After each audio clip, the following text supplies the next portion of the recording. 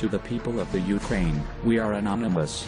To politicians, police, and the government of Ukraine as an entity, anonymous, is watching the revolution in your country unfold.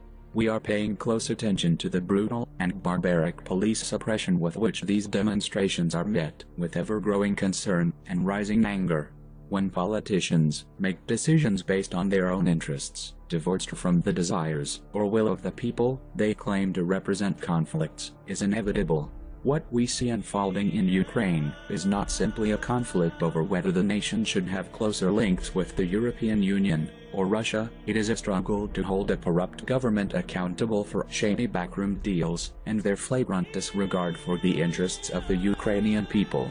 When President Viktor Yanukovych caved into pressure from Russia and abandoned the EU agreement a week before it was to be signed, he showed contempt for Ukrainian voters and a craven inability to stand up for himself, his government, or the democracy he claims to represent.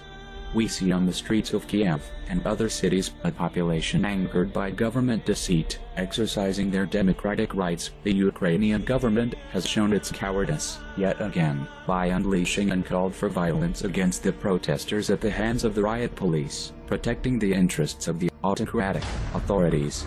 The choice is obvious when we see photos of unarmed Ukrainians, bloody but defiant, facing off against an overwhelming force of well-armed and trained officers. Anonymous favors the underdog, the courageous that are willing to risk their life and limb for a cause that moves them to great action. This desire to take risks to enable change is one that Anonymous understands only too well.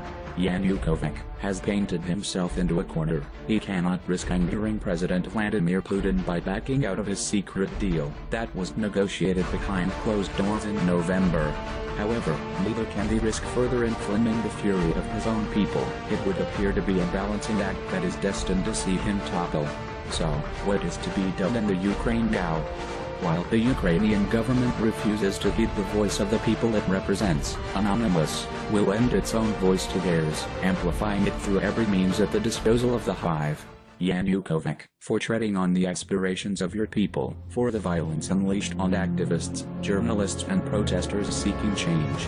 We fully declare the next statement to be heard by the police, the government, and the corrupt politicians.